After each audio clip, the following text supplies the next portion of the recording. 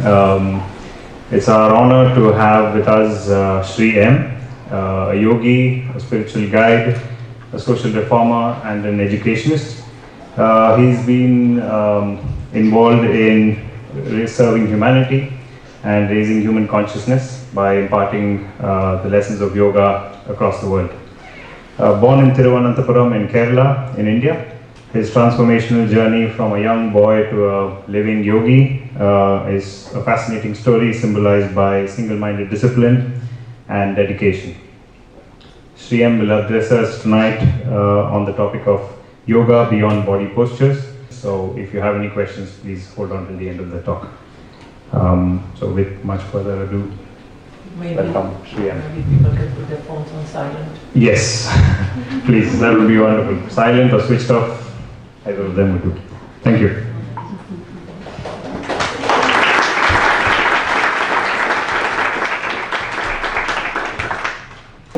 So, namaskar, good evening. The subject given to me, nowadays I have no control over what subject is given to me. It's yoga beyond postures. So before we start, I would like to chant a Sanskrit Sloka, which is usually chanted before beginning a Satsang or even any auspicious function. It's beautiful. I'll sum it up and explain to you first, then we go ahead.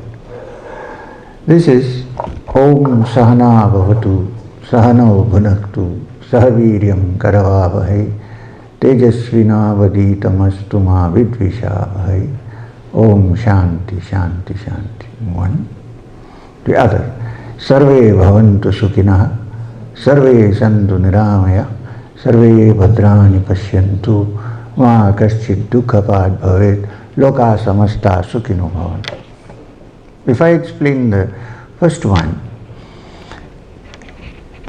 in short, not in elaborate upon, it means when you and I are sitting here together, and when I say Sahana Vavathu, it means may you and I'm deliberately saying you and I, not I and you and I be protected.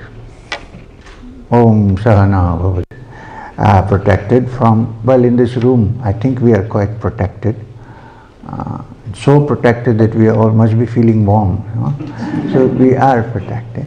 But you must understand that in the ancient times, the yogis learned things in forests and caves, and it was absolutely necessary to have physical protection. So it's an appeal for protection to the Supreme Being. And it also means protection from the disturbing mind. It's not only physical protection, also protection from being distracted and disturbed, so that one gets one pointed attention to listening to what is being said. Both of us. I have to listen to you and you have to listen to me. So the word used here is saha, which means two.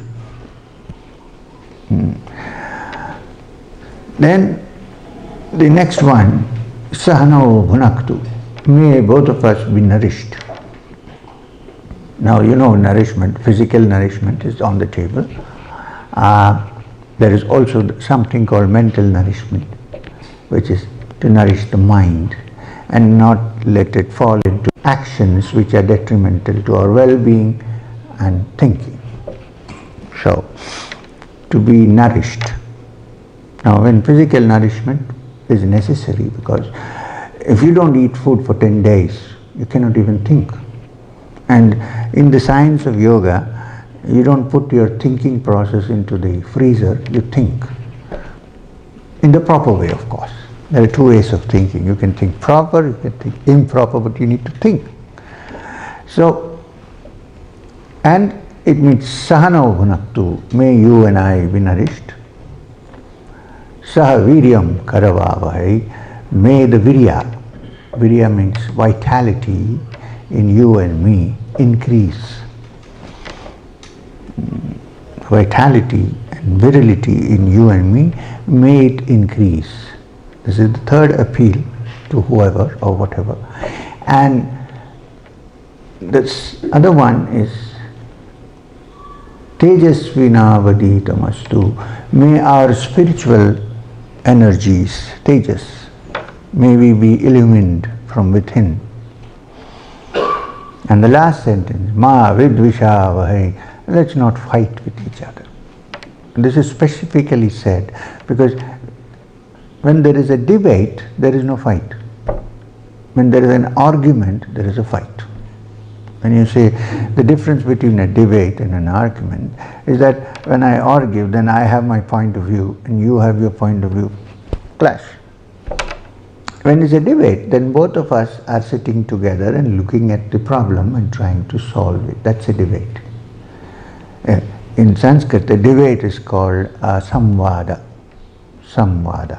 When you say samvada, that means you have equal rights to discuss. Although somebody may be knowing a little more on some subjects than you do, but you may know some more things about the subject you know which I may not know. So it's samvada is where you can sit and discuss and try to understand rather than impose and argue. When you argue, then there is vidvisha, there is distraction, there is separation, there is quarrels. So this is the final statement. The next one which I said was Sarve Bhavantu Sukhinaha. May the whole world be happy. Sarve Bhavantu Sukhinaha. Sarve Santu Niramaya. Sarve Bhadrani Pashyantu. May whatever we see be auspicious.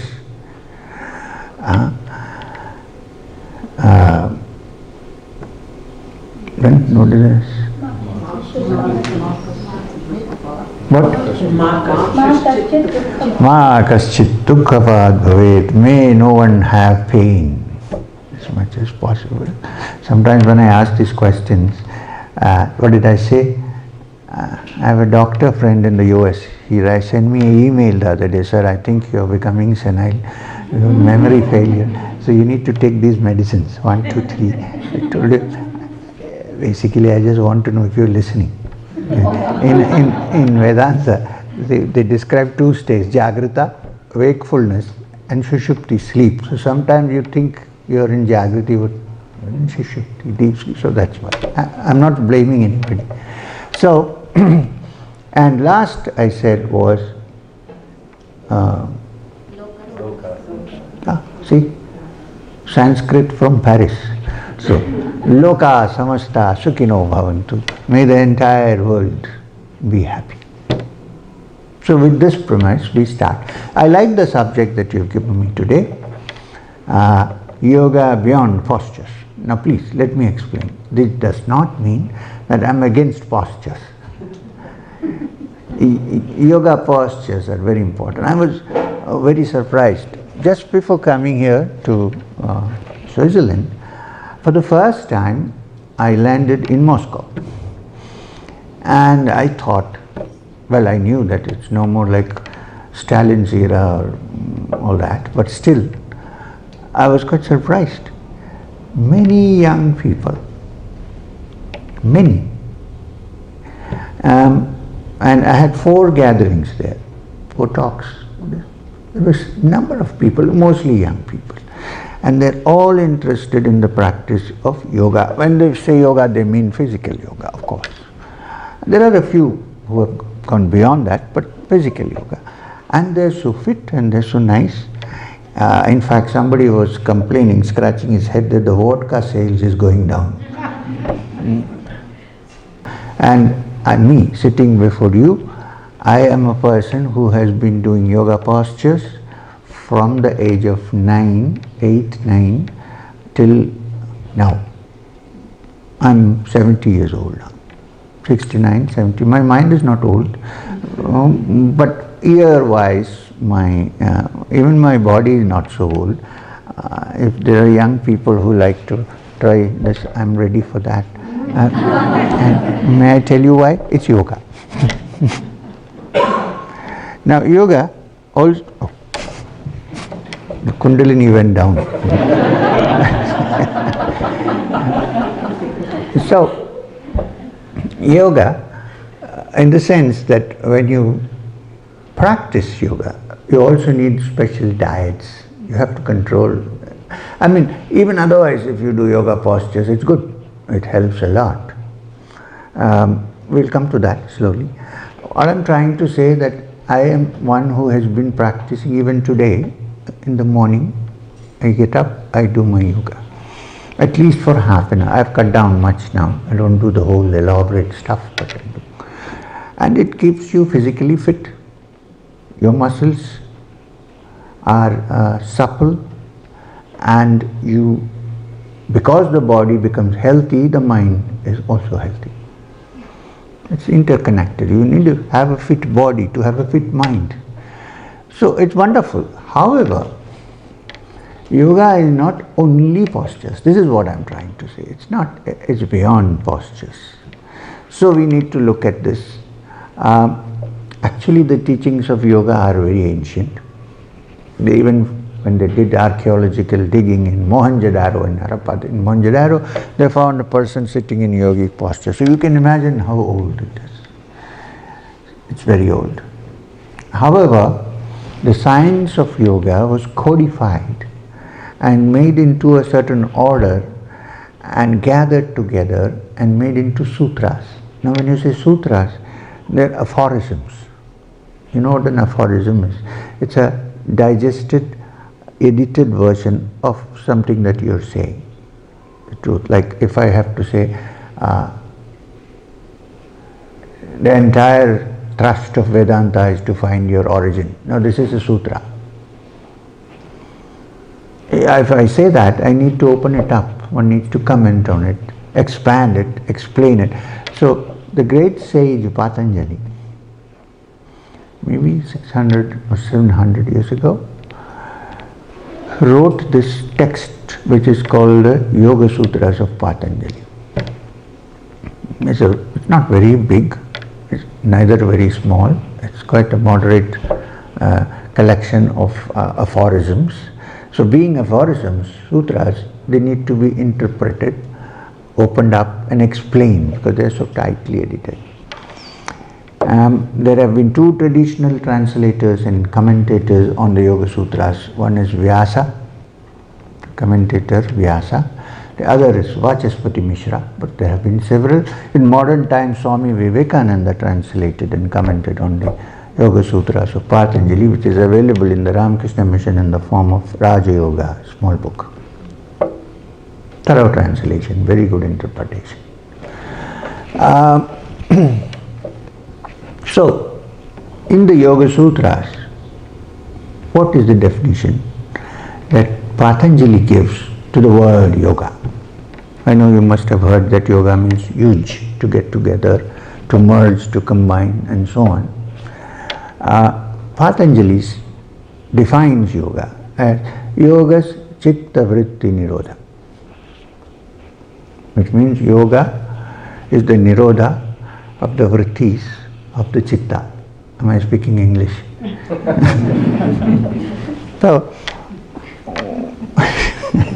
what does it mean?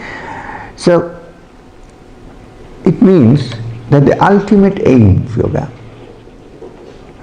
the real aim of yoga is, okay, let's explain this chitta and vritti before we go to this.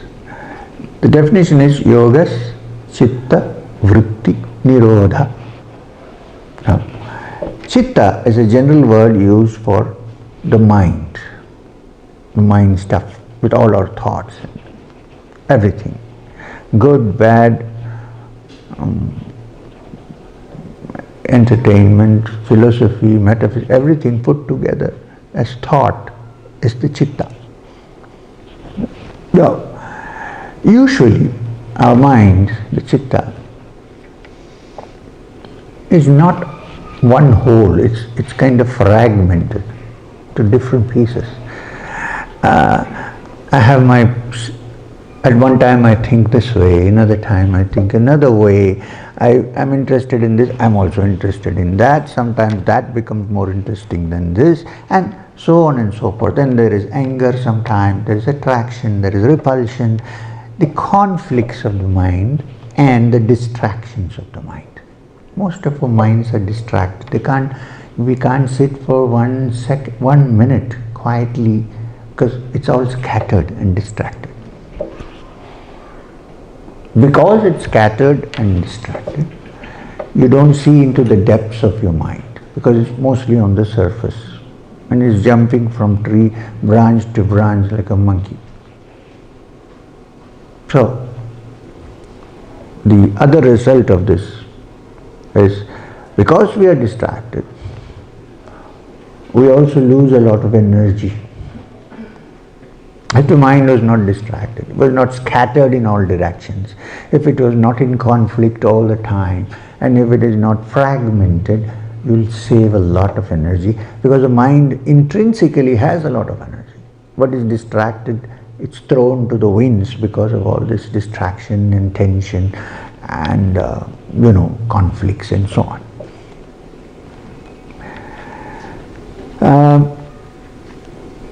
But to go to the root of one's being or consciousness and find out what is our core and essence, you need a lot of energy, which is always distracted. There is no fuel. You have been driving to unnecessary places up and down. When you come back to sit and meditate, all the fuel is finished. So, this mind and these distractions of the mind are called the vrittis. Vritti. And Patanjali says yoga, the essence of yoga, is chitta vritti nirodha, wiping out the distractions of the mind. I am literally translating it. You can also say nirodha means stopping of the distractions of the mind. I would say wiping out the distractions of the mind, not wiping out the mind. Please bear this in mind.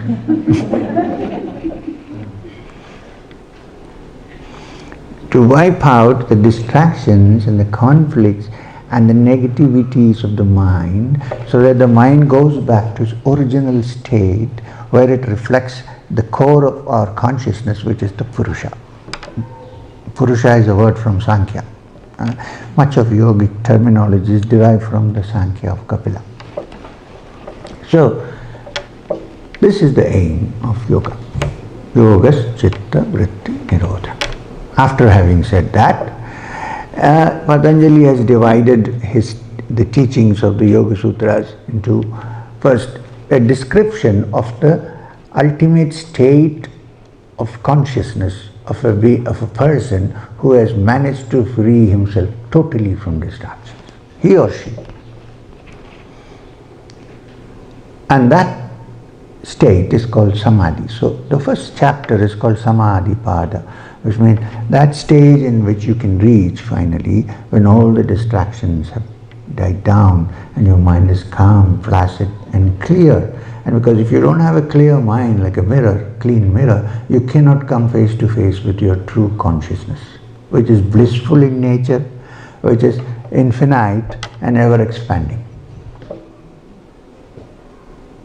It's because the mind is caught up in distractions that is not able to see the mind as he pick.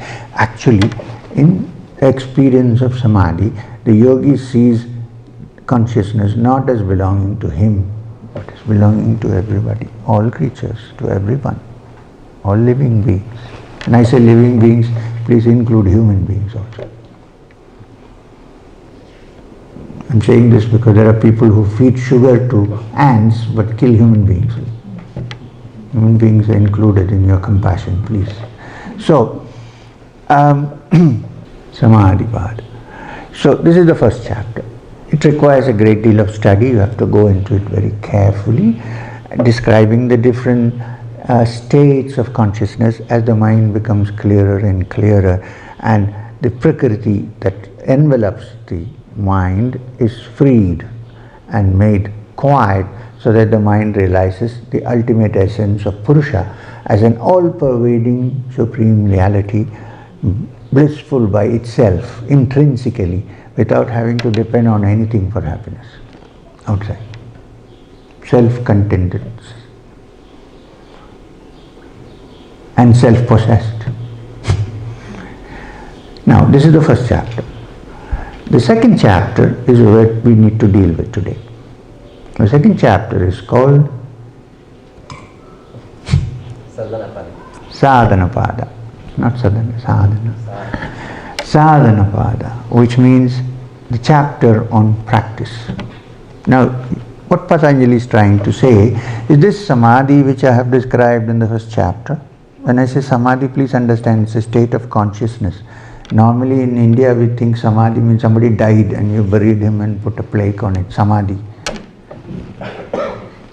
That is the Maha Samadhi final.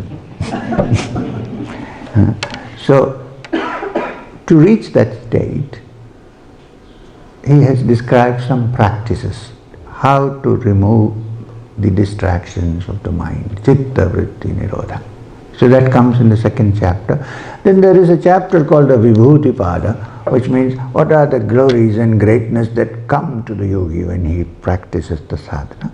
You see, let me explain in one line what it could mean. What it could mean is that the mind has now been freed from its conditionings. So it has a greater reach and greater expansiveness than the ordinary mind. And therefore, naturally, it has some capacities which people generally don't possess. But these capacities are not coming from outside, but from inside you. It's your nature, real nature, which you don't know. Not you, I mean, we don't know. So, and the last one is called the Kaivalya Pada. That's the final understanding of total freedom for a human being. So when the subject today is yoga beyond postures, so I would like to look into the second chapter, which is the practice of yoga, the Sadhana Pada. Sadhana is practice. So how does one go about it? Now Sadhana Pada, the Sadhana Pada is also described by Patanjali as Kriya Yoga when he starts. He says the study of scriptures and surrendering to the Supreme and the discipline of practice together form Kriya Yoga. So Kriya Yoga is a word used already by Patanjali, it's nothing new. So, therefore, this is step-by-step practice. The importance of yoga is that, there are other approaches to the divinity, there is no question. Some people have devotion. So that I don't believe myself that everybody should practice Kriya Yoga. There are people naturally born with a devotional state of mind. You can't cultivate devotion. It has to be there or it is not there. Some people have. They're people of the heart. So they may not need Kriya Yoga to do this. They're already. So my teacher, Maheshwarnath Babaji, used to always ask.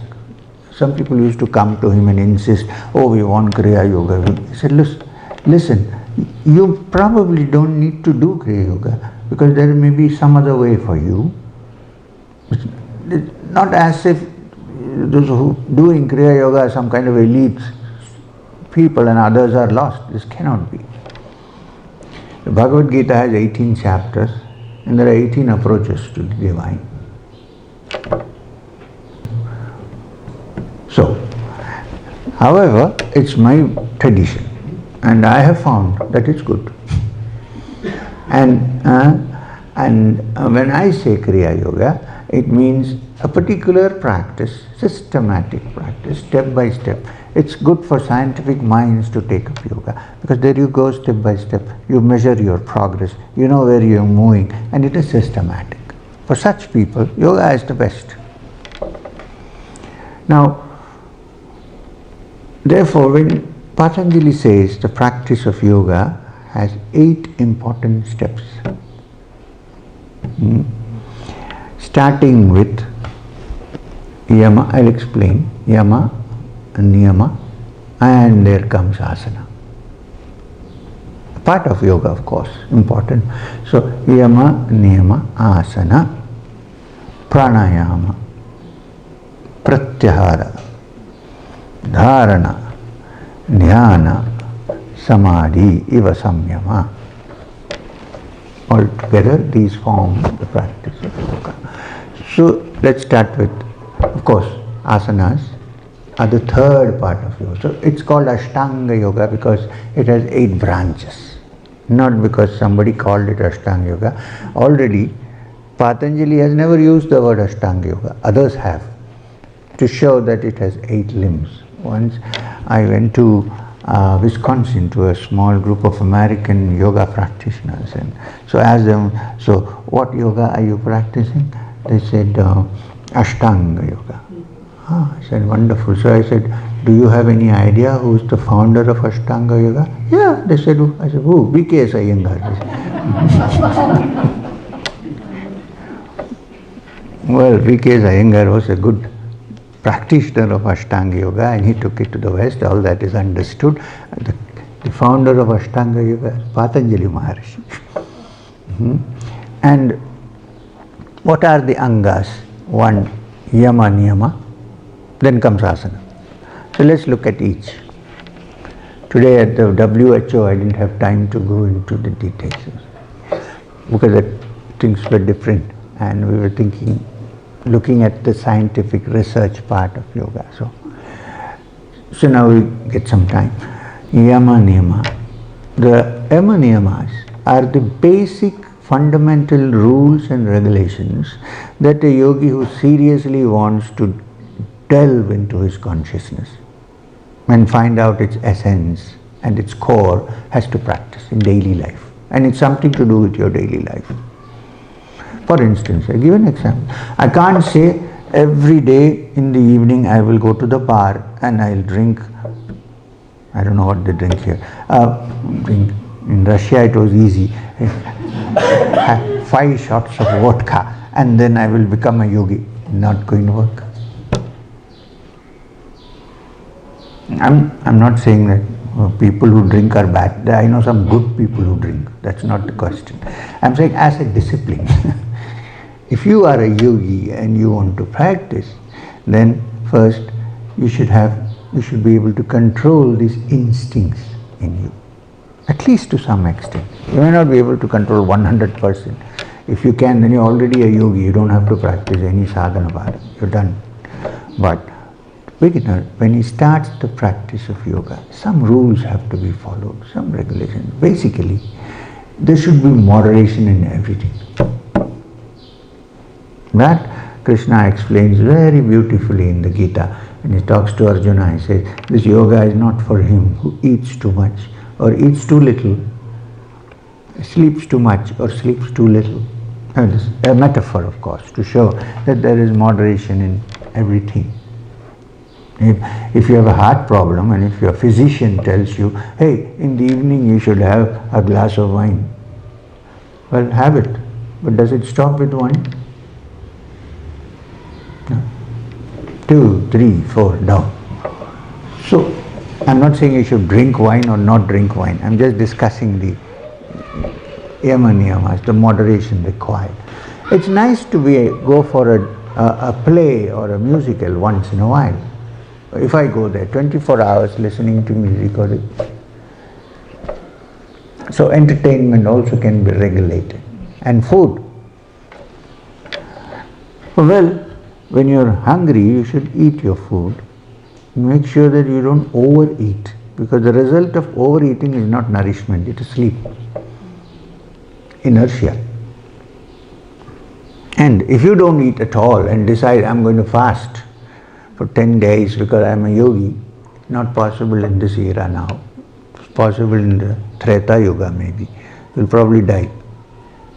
So there has to be a moderation, no extremes, and try to keep your senses and your mind without being constantly excited. Because if you do that, then when you sit down for 10 minutes, you cannot bring it back to quietness. It's not possible. So this control is called yama niyamas, and one of the yama niyamas is one, It starts actually with ahimsa, non-violence, according to Patanjali. When you say non-violence, it means not just physical, it means the mentality, the mind. I know there are minds which are constantly thinking of causing harm to others. There are such minds. Now can we change it a bit to start with and say at least 1 hour in a day I'll think of causing good to others.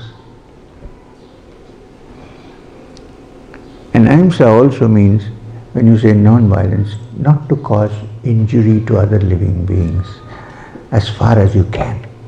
You can't be 100%. You're sitting to meditate and there are 10 mosquitoes biting you.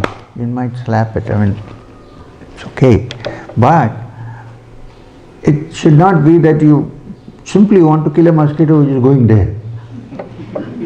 You know what I mean? So it's an attitude of mind where you don't want to be violent to others. And please remember that it's not only physical but also through words and through mind. In Sanskrit we have an expression manasa vacha karmana, not only karmana, not only through action but through your mind and vacha, words. It's very important. Sometimes you can slap somebody and it's over in 10 minutes. But if you hurt somebody's ego by words, it can last for ages, which is injury. So watch out. We yogis have a golden rule, which is before you speak, the tongue is so powerful. You know, we don't probably give it at importance to know how powerful it is. One is speech, other is taste. There are lots of people who like to change their food habits but cannot change it because of the taste, caught by the taste.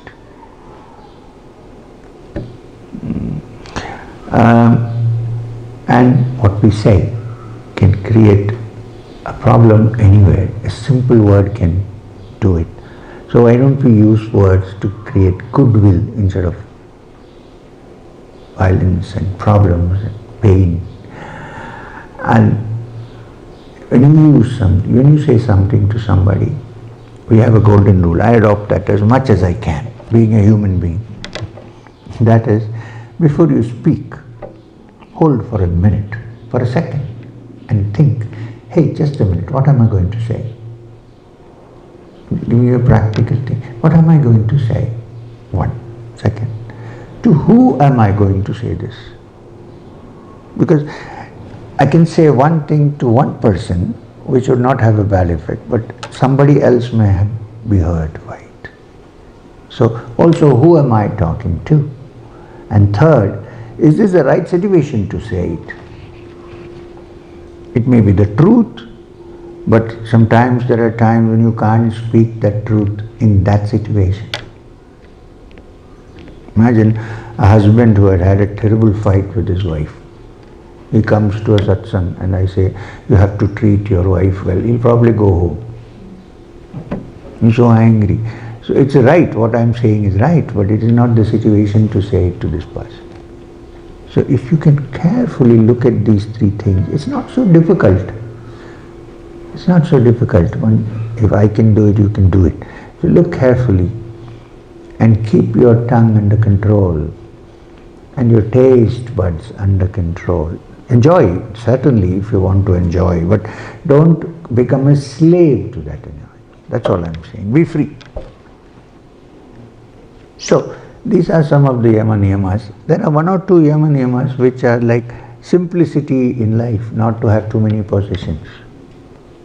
Now, this is meant for yogis who want to meditate and seriously find the truth. If they have too many possessions, then their minds are always wandering around how to protect them, which bank to put, and so on and so forth. So this was prescribed. In the modern context, it is not so easy to do that, I agree.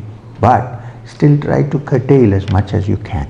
I'm talking from the practical point of view. Try to curtail as much as you can. You need a watch to have to look at time, but you don't always need an Omega or a Rolex. So, Because then you are after protecting it. You don't know when it's going to be taken by somebody else. So you need in this life certain things, but beyond need, why gather? Okay. Now the third, there are many such yama-niyamas. One of them, which I like to discuss here, is, you would say it is very strange. It's called non-acceptance of gifts. If you read the Yoga Sutras, you will find this. One of the niyamas, don't accept gifts. Now, is this possible in this world where we live? People, the whole world exists on these things. When you get complimentary things from a company, it's a gift, and you buy the product. It may be done for business, but still the whole life now is like, you go to meet somebody, you take some flowers. What do you say? If say, I am a yogi, so throw the flowers. It's not possible. However, why this has been said, that is the question. Why did they say that in the first place in those days? Let's look at this in a day-to-day, normal, ordinary basis. Suppose I am a yogi. Suppose, you don't know. Suppose I am a yogi. And you think I am a holy person and I am going to teach you something and so on, and you come to see me. Now when you come to see me on the first day, if you bring a parcel full of cash, or diamonds better, and then put it at my feet, and okay. Now, if I'm really a yogi, I've passed all temptations, then I'm okay. But otherwise, I'm a practicing yogi. The rules and regulations are for the practicing yogi. What happens? Next time that person comes, I'm wondering, is he bringing his packet? And if he doesn't, then I'm not so happy with that. And I'm expecting something. Yes or no? Yes. And that's one thing. The other is, what happens then is that the person who comes to see me, who doesn't bring the envelope, is not given much importance. The other day somebody was saying they went to see a holy man. First they had to see the wife. I said, why? Oh, but they have to give quite a bunch of money to that person, to the wife, and then only you can see the chief. So when you see the chief, you have to give double. I said, wonderful. So they asked me, what about you? I said, sorry, I'm not a yogi. So this is the reason why they have said non-acceptance of gifts, so that you don't judge people according to what they give you, but what you can give them. And if you want to give them, then it's better that they are empty. No harm. Keep. So this is why the rule is there in the first place. But please, in day-to-day life, you cannot totally follow this now, in modern times. Patanjali lived years ago. So we need to have some sort of, this is also called moderation. Okay, so yama-niyamas, we are kind of covered. Then, asana. What is asana? I mean, lots of people are practicing asanas here, I'm told. So, asana, the definition that Patanjali gives in the Yoga Sutras for asana is sthira sukham asanam. That, it has two meanings. That posture in which you can sit comfortably for a length of time without pain is your asana. One. Second, to the practice of asana, you get sthira sukham. You get good health and therefore happiness. Both, it means both. And now let's look at the asanas. Please don't think that the yogasanas are meant only for developing your muscles. It doesn't really develop your muscles. If you're a bodybuilder, you don't need to do asanas. There are other exercises to do. So what does asana do? Basically, it's a way of keeping your body fit, supple also, and ready for going into the higher practices of meditation.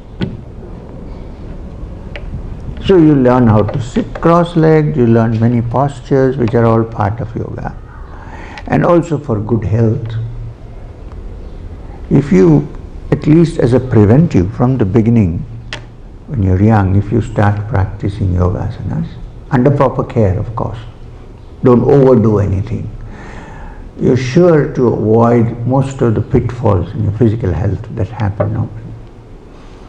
And even if you are, there are special yoga therapy experts who can help you out from your troubles. But basically it's a preventive. And it keeps you healthy, supple, active and sensitive. And therefore, naturally it reflects on the mind. The mind also becomes healthy with a healthy body. The other function of asanas is, when you practice asanas, you see that you stretch your muscles and then you relax your muscles. Again you stretch your muscles in one direction, then you relax your muscles. Some of them are this way, some of them are this way. Now, in the practice of deeper meditation, the energy that flows in our system where we need to fix our attention is the spine, which is called the Sushumna Nadi in the Brahmadanda. And therefore, the asanas which bend this way and that way are meant to keep your spine supple, clear and be able to sit steadily. Also, when you tense your muscles and then release them, a lot of energy flows into that part. Tense, release. And you feel kind of smooth. You do all asanas and then you shavasana, so that your entire body is relaxed. You know what is shavasana? Corpse posture, like a dead body. So all the effect of the asanas that you did till now begins to take effect in shavasana, because now after tensing it in different ways, you have let it relax. Right. The other, third important point about asanas, I'm glad you're all doing asanas, is it also has an effect on the endocrine system, not just physical. And the endocrine system is a system of ductless glands in the human body which control many things in our body, including our emotions and our moods and everything. The pituitary is the master gland which decides many things. When I say I'm happy and nice, the pituitary has put in a little bit of serotonin into your bloodstream, or dopamine. Too much dopamine and you start seeing visions. Yeah. So, and then there are other glands, the pineal, and so on, adrenal, and many glands. Now, they generally work okay with most human beings, but sometimes there are disorders caused by them. And yoga asanas will be able to put them back in their proper place. Plus, if you are going into deeper meditation, it's important to keep certain of these glands properly working, if they're not normally okay. Now, how important the endocrine system is, I'm going to say something which you need to look at it.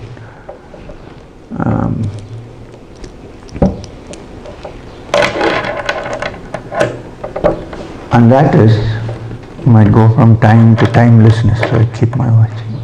So, below the pituitary gland, in the midbrain, just maybe in front of the limbic system, somewhere out there, there's a little gland which is called the pineal gland. It's a very small little thing, tiny thing, shaped like a green chili, and is there. Around 80 years ago, correct me if I'm wrong, I may be wrong with the time period.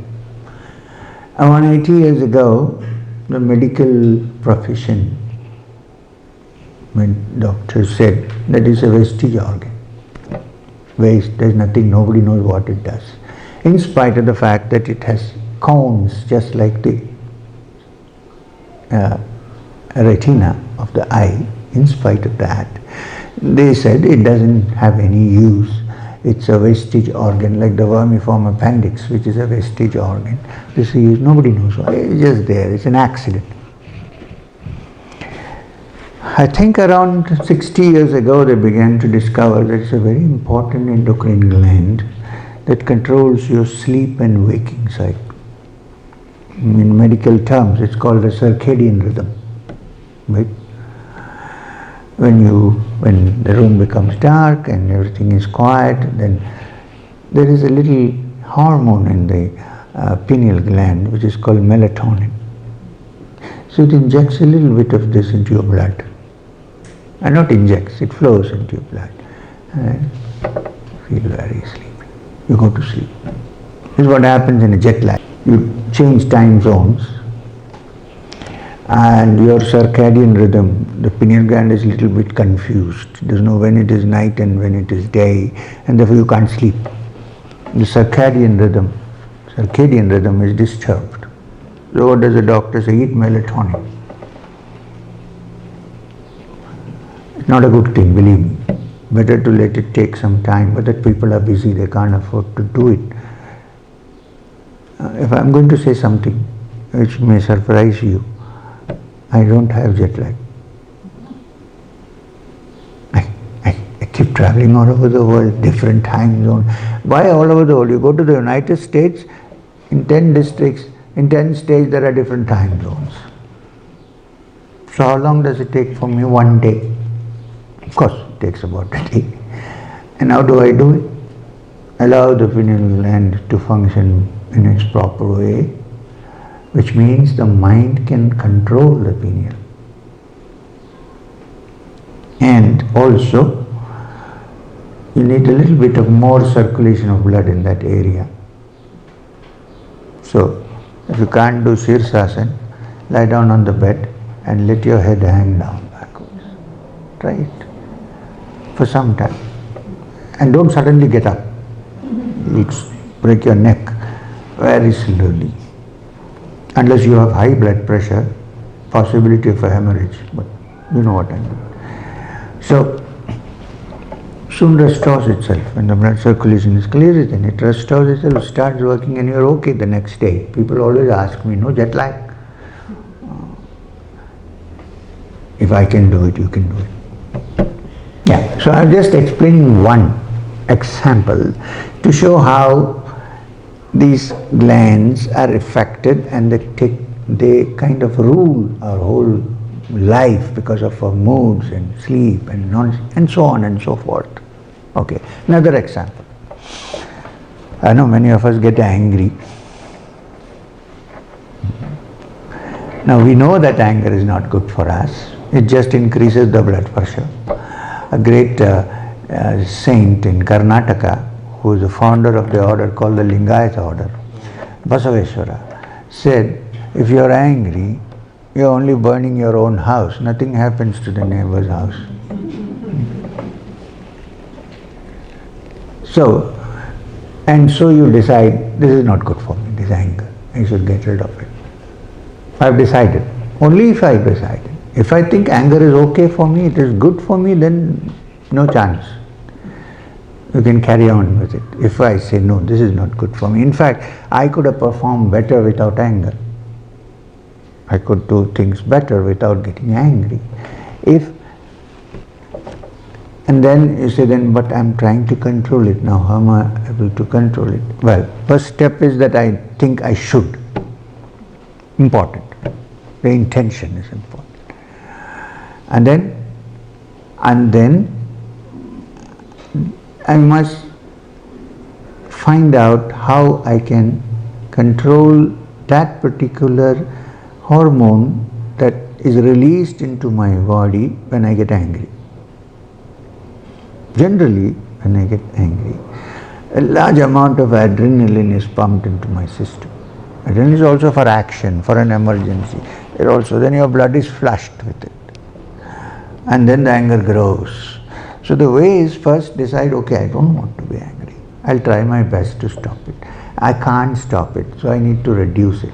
If I need to reduce it, I have to figure out how to do this. And then you say, okay, as soon as anger rises in me, I need to catch it there. Because once it's blossomed, you can't do anything about it. It can culminate in serious things. But when it's just starting, you know it when it's starting, kind of. Generally, if you're not aware of it, it's better we get aware of it.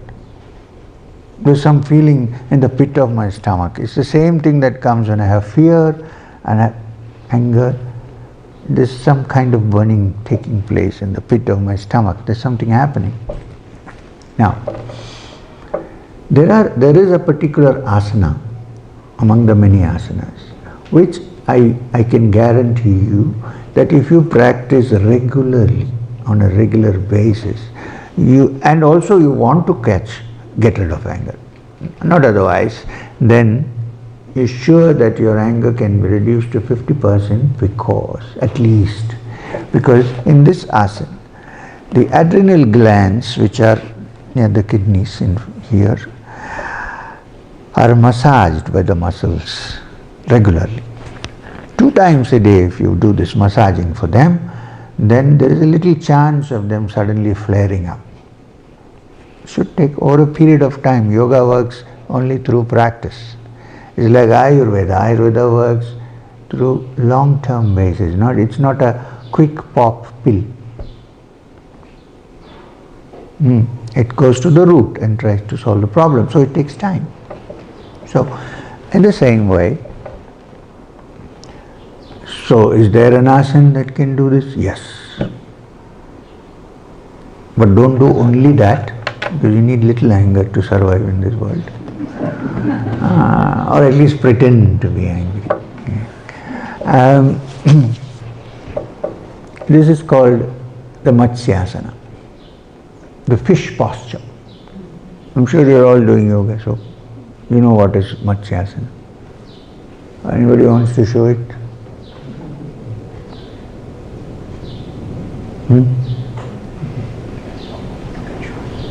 No? Are you okay?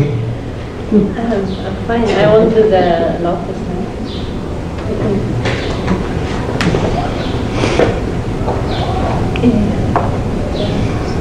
Yes, she's permitted. Just checking out and doing the right good only. Padmasana first. Thumbs under. Okay. Now hold your toes with your hand. Yeah. And when you now lift your neck up. And now this is Matsyasana. You see what happens? Since we are doing yoga, otherwise I generally don't go into this. See this part. We're fully massaged by the tightening. Okay, better. Sorry. Thank you.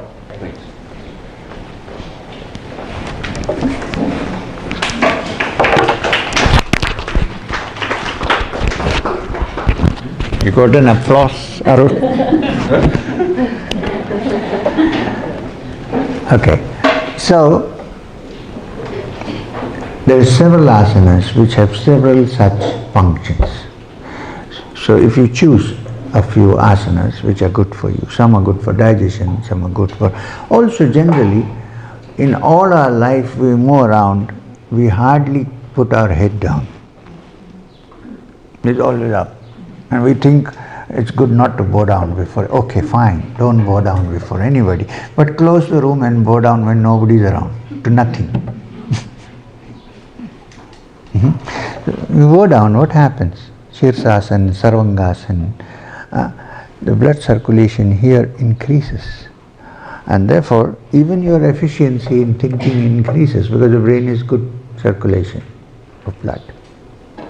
It's not normal nowadays. Those days people used to go to the paddy fields, to the gardens, and they used to work.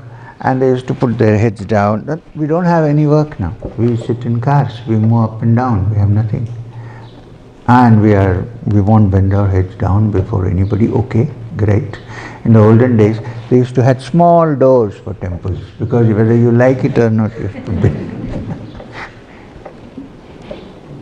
So, so you see the effect of the asanas. Okay. Now the next step in the Ashtanga Yoga is Yama, Niyama, Asana, Pranayama. Now pranayama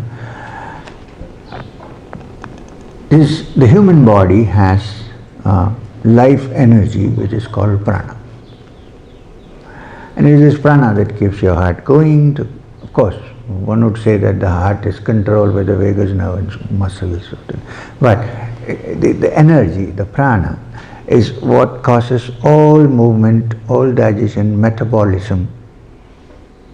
Both anabolic and catabolic activities are done by prana. You can also call it the digestive fire, whatever you want to say. Now, according to yoga, the prana in most people, because their minds are distracted, because their bodies are not accustomed to proper posture, is dissipated and usually lost. A lot of prana is lost. And the aim of the yogi is to bring this prana, gather it together and not allow it to dissipate, because one needs to use it to go to higher levels of consciousness and awareness. And therefore, different methods are adopted. The lucky thing is, luckily, our breathing is connected intimately to prana.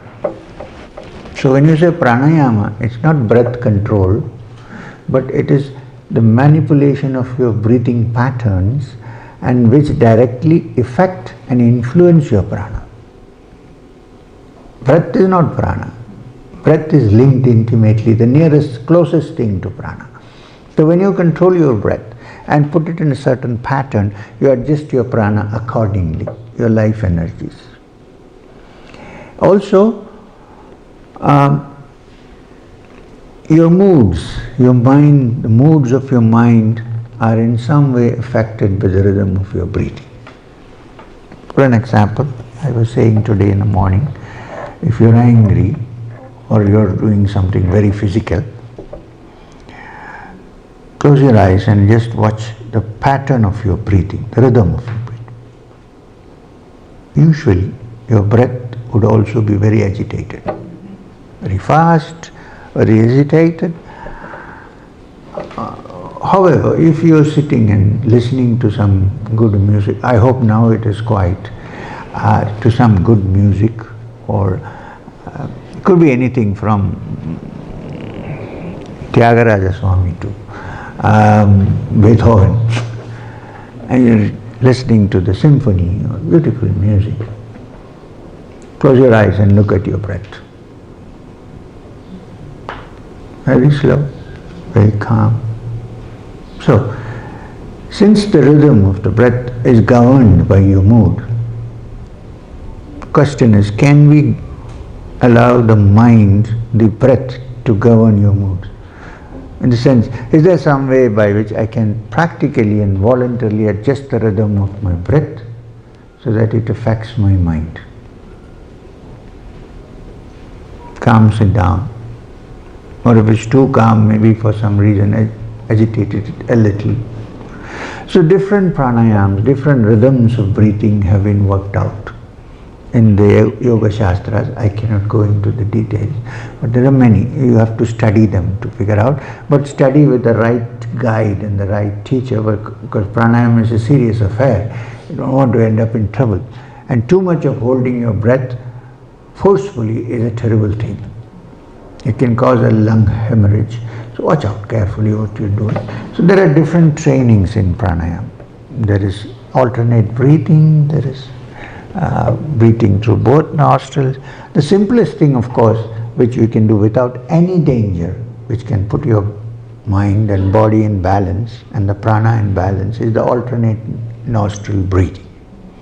Which means breathe in through one, hold it without much strain, effortlessly, close the other and breathe out, exhale, Now inhale from the same nostril that you exhale through. Hold for a while and exhale. It's called Anulom Vilom in pranayama. You do it for 5 minutes. Do it for 5 minutes. You will feel the difference. Altogether, the whole system.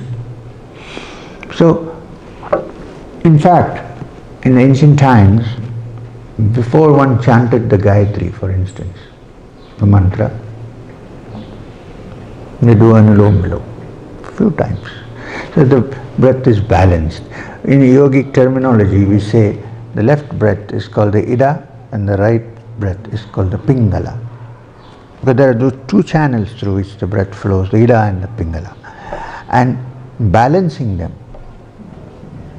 the upper breath is called Prana and the lower breath is called Apana. Balancing the two. Prana, Apana, Samayukta. Then everything falls into balance. Your moods, your body, your hormones, your thinking, everything falls into balance. And that's what we want. The practice of yoga is for that. So, there are many pranayam. There is Bhastrika, there is Anulom Vilom, there are quiet pranayam, there are fast pranayam, there are many kinds of pranayam. You need to learn from a teacher, actually, practically sit down and learn how to do it. Because since it is to do with the breath, and the breath is intimately linked to the life energy, prana, if it goes wrong here and there, it might affect your life energies. This we have to watch out. So from pranayama we come to the next branch beyond postures, which is called pratyahara. Pratyahara is the capacity which the yogi develops to be able to give attention to something completely and also switch off and shift the attention to something else at a given moment, at short notice. The yogi is one who when he is driving, is driving. When he is meditating, not thinking of his car. Who while doing yogasana is doing his yogasanas and not thinking of what is cooking in the kitchen. So this one-pointedness is needed as you go into the deeper aspects of yoga. And the capacity to switch on and off. One-pointedness or pratyahara, actually it is dharana, but pratyahara is important to develop dharana, which is the next step. I'm sure many of you must have heard of Zen. Even in India, Zen is very popular now because it's imported. Made in Japan. In the state where I come from, they speak a language called Malayalam. We have a saying, Muttatte mullekku manamilla. That means the jasmine that grows in your own garden doesn't smell so good. Neighbor's garden smells nice. So when it comes from there, you feel better. It's okay, but Zen is wonderful. I'm not saying anything about that. Anyway, I think many of you know that Zen, the origin of Zen is from the south of India, in Tamil Nadu, a place called Tanjavur, from where the great Bodhidharma went to China with the teachings. Bodhidharma was an expert in meditation. So he introduced that branch of Buddhism which laid great stress, more than anything else, on meditation, on dhyana. Meditation is dhyana, which is the next step that we have to come to in the Ashtanga Yoga, in the 8 limbs. So he called it Dhyana Buddhism. Dhyana. When Dhyan went to China, it became Chan. And when it was later exported into Japan, it became Zen. Language is guttural, Zen. So it's Dhyana. So, I'm going to tell you a little story about Bodhidharma. Bodhidharma used to live on the top of a hill in China somewhere, I don't know exactly where. and two young men went looking for him to learn Zen. You know, in those days, there's no internet, no PR people working for you, no advertisement, no YouTube, only iTunes. So, two young men went looking for Bodhidharma. They heard there is a great teacher up there on the hill who can teach you, impart Zen. They went looking for him. And finally, after great trials, they reached the place. They were tired. They went up. Then they saw Bodhidharma. I don't know if you have seen Bodhidharma's paintings. There were no photographs. He looks ferocious. So they went to Bodhidharma and he was having his lunch. He was drinking his soup in a wooden bowl and a wooden spoon. He was drinking his soup. Both went there, put their hands together, bowed down and said, "Sir, we have suffered for 3 days to reach this place. We have went through so many tribulations. We are here to see you and take Zen from you. So please give us Zen. Teach us how to attain Satori." Satori is the word used in Zen for Samadhi, which in yogic terms would be called Samadhi or Nirvana, whatever, in Buddhist terminology. Can you give us Satori? Bodhidharma was drinking his soup and he said, "I am drinking my soup." I said, "What is this?" "We are asking for Satori, Zen, and he is drinking his soup. We can see it, so why should you announce it that you are drinking your soup?" So they get a little irritated. First of all, they were tired. Then he turned to an assistant and said, "Give them their soup." So both of them got each bowl of soup and the spoon and drinking. And suddenly it occurred to them, what a silly thing are we doing? We came here for Zen and we end up drinking soup, which we could have done in our home. I mean, there's nothing very serious about this. So they asked again, "Sir, please teach us Satori, teach us Zen." He again said, "I am drinking my soup." So they got very irritated. And they said, "We are also drinking our soup." Then Bodhidharma had finished. So he put down his bowl and he said, "Well, you are not drinking your soup. You are drinking your soup and thinking of Zen. I am drinking my soup. I am drinking my soup. I am drinking my soup. This is Zen." This one point, and then to be able to cut it off at short notice is pratyahara. Pratyahara. So that is the next step in the 8 limbs. Where have we reached? Pratyahara. Then the next 3 are important in the higher aspects of yoga, which is dharana, dhyana and samadhi. Samadhi is the culmination. Dharana and dhyana are the next 2 steps. And dharana is, if you start practicing habitually pratyahara, and then continue to fix your attention one-pointedly, either on an object or on a notion or an idea or a sound, even a sound, or a symbol or a deity, depends on what your background. You fix your attention exclusively on that and are succeeded in doing that totally without being diverted, then that's called dharana. It's also required in even worldly things if you need to do something. And if dharana continues for a length of time without break, then it's called dhyana. The higher state of consciousness, samadhi, is when the meditator is so absorbed in that which he is meditating on completely that he doesn't even remember himself. He has forgotten even himself. There is only that. There is no 2 things or 3 things. There is only one, which is that. When this happens, it's called samadhi.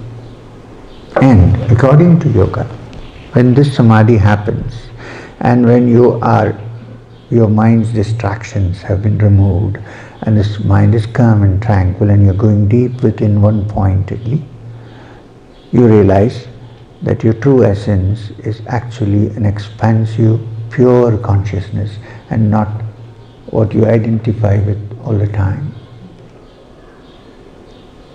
There's tremendous energy, peace, tranquility and ecstasy. Probably this ecstasy that we seek in doing other things indirectly. Probably. We seek ecstasy in the outside world, the ecstasy is inside, here. So, this is the yoga beyond only postures, but please, postures are also important. Thank you.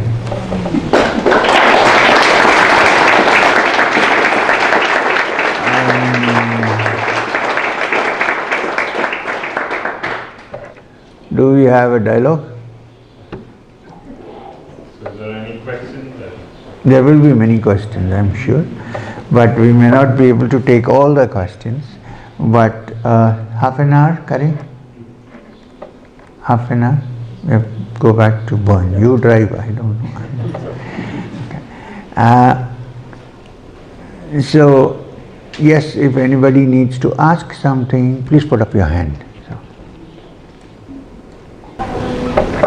Come. A bit of a quiet voice. I need to hear. So you spoke to us about how to master anger. We can't hear it. I'll repeat it. I will repeat it. And I just wondered if you had any advice to us about how to master fear. Yeah. Yeah. Thank you. She asked, you discussed about anger. So have you anything to say about how to get free of fear? Fear. Serious question. I'm sure most of us are afraid of something or the other. Some are afraid of darkness. Some are afraid of even meeting people. We have so many fears. Some are like so deeply embedded in us since childhood that it's difficult to get rid of them even as you grow up. Now, what is fear? What is the meaning of fear? That means I'm afraid something is going to happen to me which is unpleasant and which may be harmful to me. I don't know yet. But I've been told or I've heard or read that there's something which can happen to me and I'm afraid. Then there's the other psychological fear that I think I'm a wise man and then somebody might prove that I'm a fool. That's the psychological fear. There are two kinds of things. So the physical fear that we have, suppose I'm afraid of the darkness. The only way to get rid of it is to face the darkness. There is no other way. You're afraid of darkness, go into the darkness and see for yourself that there is nobody there or nothing there to hurt you. You have to see it. You will not be convinced. If necessary, take somebody with you and then tell that person, now you go. I'm going to be alone here. Believe me, I have passed through this. I'm talking about one kind of fear. When I was 20 years old, I was then with my teacher, Maheshwarnath Babaji. And we were in Banaras, in Varanasi. Now, my one fear at that time, because of various stories I've heard and all that, in childhood many influences come into it, is the fear of darkness and the fear of ghosts. My grandmother used to spin many stories about ghosts. It gets into the head and it sits there. It's not difficult to take it off. And I was 20 years old. So one day, Babaji, my master, told me, yes, we need to do this particular tantric meditation. I said, oh, how? He said, the biggest cremation grounds where dead bodies are cremated, sorry to take up an unpleasant topic, is the Manikarnika. which is on the banks of the Ganga in Varanasi, the Manikarnika Ghat. If you go and stand there, every 10 minutes or 5 minutes their dead body is brought and they're burnt. And that's okay in the daytime. He said, go there in the night and I teach you what to do. Sit down in Padmasana near a body which is still not burnt, is still burning, and meditate. Do your Kriya. I said, Babaji, how can you do Kriya then? I mean, first of all, see, this is the point. He said, I want to make a point. I want you to see that there's nothing out there. I said, but, he said, okay, I'll come with you. We went there. He gave me an asana to sit. I sat. Asana also means something to sit on. I sat in Padmasana, but I was afraid of closing my eyes because it is all dark, it's in the night, midnight. I thought if I close my eyes, and at one corner there was a dead body burning, and you know what happens afterwards? Sorry about this terrible picture, but after some time the skull bursts and there is a pop sound. One sound, and I told Babaji, can we do it tomorrow? He said, no, today. I thought I could keep postponing every day. So he said, no, now. And then I sat down. And he went away. He said, I'm going now, sit here, don't move. I said, all right. I thought to myself, did I come here for this? Anyway, so I sat down in Padmasana and closed my eyes, but then every now and then I opened my eyes. Any sound that comes of a dog far away, barking or any such sound, I think, oh, something is going to happen. Then in between I heard something which I thought was somebody wearing anklets and coming. My imagination, there were no somebody wearing anklets there. It's some temple bell or something ringing far away. But I decided, I'm going to sit here today and face this. Let's see what happens. If I'm dead, I'm dead. Okay. I sat down. After some time, my meditation became very deep. And by the time I opened my eyes, it was morning. And then I said, well, there was not much time for the morning because going there at 12 midnight and then remaining 2-3 hours terribly frightened. So it was like 6 o'clock I opened my eyes. Nobody had eaten me up. I was still as I was. And from that time I got rid of this fear. I faced it. Face fear in the face. If you're afraid of a teacher, face the teacher. Don't hit the teacher, but face the teacher. This is the physical aspect. The other is the psychological aspect. What if somebody makes fun of me? What if I think I'm a wise man? I don't. Somebody may prove that I'm a fool. My image is going to be hit. There's a beautiful way of doing this. Don't create an image. It's only if you have a bubble that it can be burst. If you have no bubble, nothing can be busted. So you say, really, I don't know what I am, but I'm going to find out for myself and live in this earth fearlessly. Fearlessness and truth are the two qualities required according to the Upanishads, even to find the truth. Well, I understand that 50, it's not possible 100% to live in this world without fear. When you cross the road, you have to fear. Not so much in Switzerland, but in India. Where people slow down when they see somebody else. So, that is physical fear. Now, but I'm talking about the psychological fear. So these are some of the ways in which you can handle this. I've not said everything, but hint, food for thought.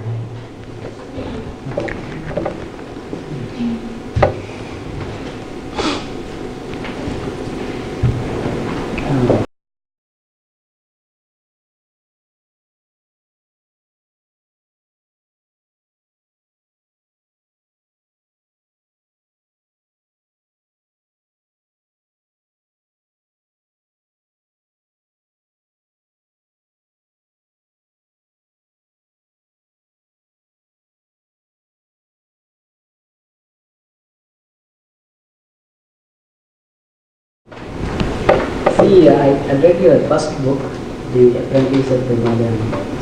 Then we are in trouble. And also, it's Autobiography of Yogi by and perhaps some works of on Ramakrishna Paramahamsa. In all this, you really get to see that all these people, okay, they have a lineage of gurus. You always say that, look, Mahendranath Guruji, how you were before and when you are doing meditation, you get into this and you came into this form. Similarly, when Ramakrishna Paramahamsa, he says that, look, he used to weep, where are my disciples going to come from? Or when are they going to come? So, Yogananda had similar kind of things. So, my question is, so these people are like mafia. Like mafia? In a way, yeah. In the sense that it's like a group of people who keep to, basically they are elevated souls. Yes. A kind of also people who have got that aura. Okay.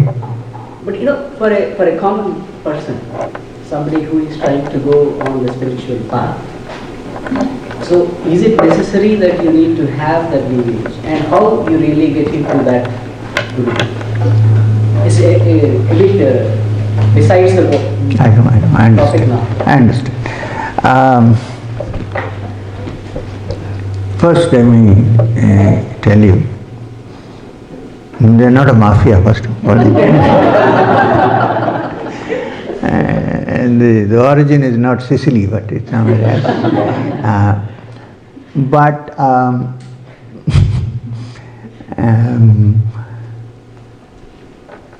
The thing is that you spoke about Ramakrishna Paramahamsa, you spoke about me, Maheshwarnath Babaji, and so on and so forth. And the question is that how is the common man going to understand that these are some exclusive beings? I'm sorry to say that all these exclusive beings were at some time normally ordinary human beings. At one time. Till you get some guidance, you're an ordinary human. When you get guidance, then you're getting into the league, like the Ivy League. Now, the thing is, you don't have to really worry, how am I going to find this? It's my experience also that if you're really serious about this inquiry, spiritual inquiry, really serious, then the instructions come somehow, somebody comes and starts instructing. You don't have to run anywhere to find. Yeah, it's a good thing to look around, no problem. But if you're really sincere, then there is help coming, some way or the other. And it's also true that at one stage you may be helped, and another stage somebody else might help you, and so on and so forth. Need not be one. In some cases it is one, because there is a relationship in the past between these two people, so it happens. But in other cases it need not be so.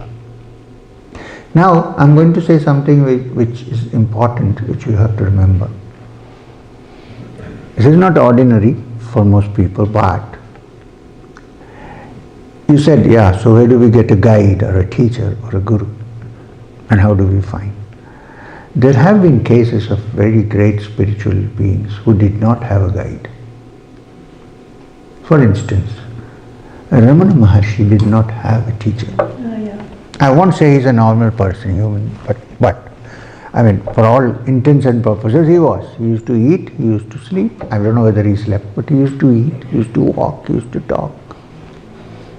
And he passed away, like us.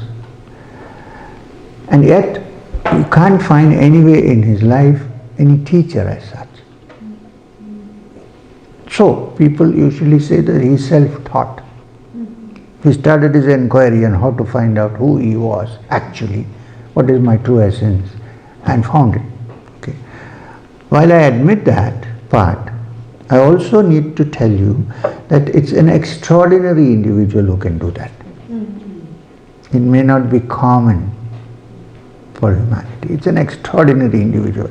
And to also say that he had no teacher is looking at him only from the point of view of this life. Now, our theory is that there's a lot of things in the past and a lot of things in the future to come. Sometime in the past, this being must have gone through many teachings and understood many things, and this was his last life on earth where he did not need, he was mature, he was coming, he was born like that. We can't expect everybody to do that. Having said that, I must also say, one never knows till the illumination happens whether one is high up or low down. There may be somebody sitting here who may be all ready, but he doesn't know and we don't know, and then something sparks and there he finds it. Others may labor for years to find it, and when you labor for years, it is good to have a teacher. So to your question, I would say if you're sincere in wanting to find what you set out to find, you will certainly get a guide and guidance in some way. So please, that sincerity is more important than anything else.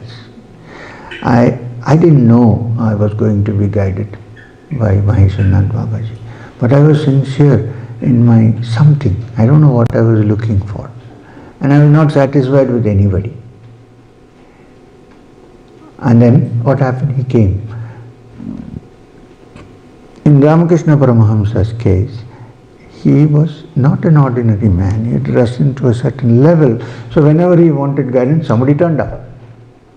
So what is the center point of this? That you need to be sincere and one-pointedly searching for it. Not searching for the person who is going to, searching for the truth, then that person will come. What I am trying to say is nobody is lost. Yes, sir.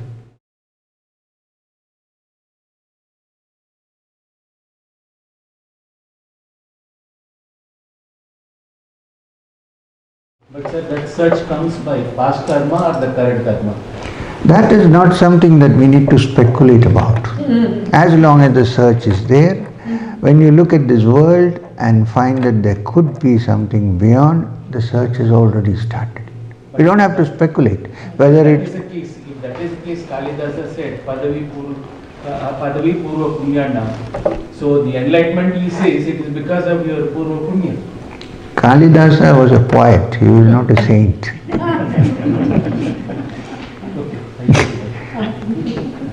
He was a great poet, of course.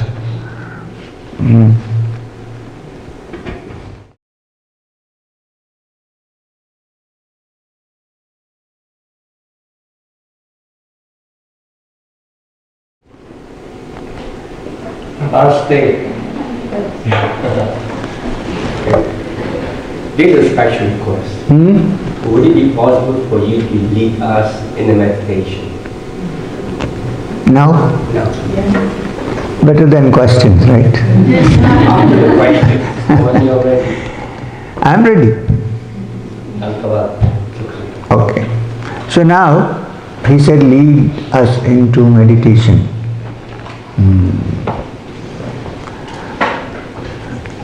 Lead us not unto temptation, but deliver us from evil. So, I'm going to do a very simple meditation, because which everybody can practice. Whatever be your denomination, whatever be your attitude, whatever be your beliefs. Belief or even no belief. Okay. Now this is based on your breath. I'm going to actually give you a technique which is part of Kriya in the beginning, which sometimes you'll have to work hard to get, but I'm here, so I'm working. So, sit comfortably in your chair 3 times. Are you okay to chant Om? Yes. 3 times. Consider Om as a sound. Don't give it any denomination. 3 times you and I together will chant Om. After that we stop chanting Om and then close our eyes and watch our breath. You know, normally we don't give any attention to our breathing. It goes on. When you are born in the womb, it's there. When you die, it stops. We don't give any attention to it. It's such an important factor in our life, but we don't touch on it. We don't look at it. Here, for a change, look, give attention to your breathing pattern.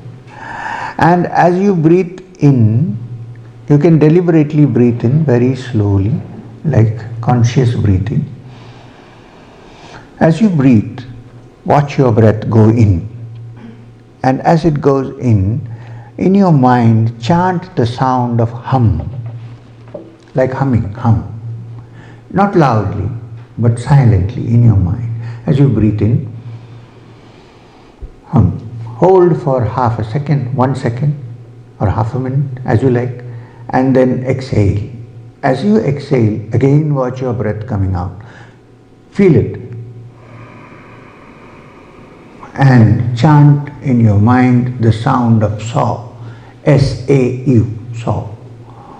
So hum, saw, hum, saw. When you're holding your breath for a minute or half a minute, no chanting, nothing, silence. Now do this for a while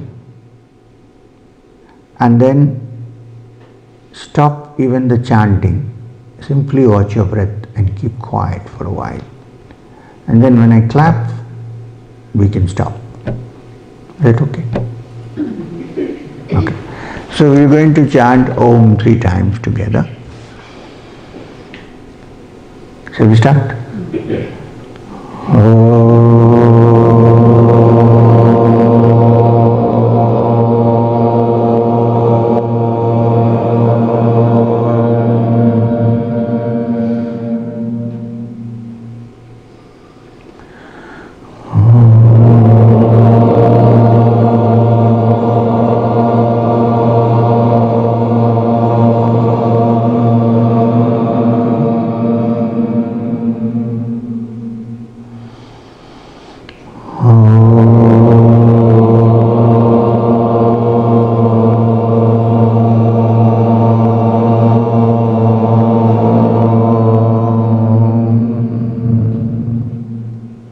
Start.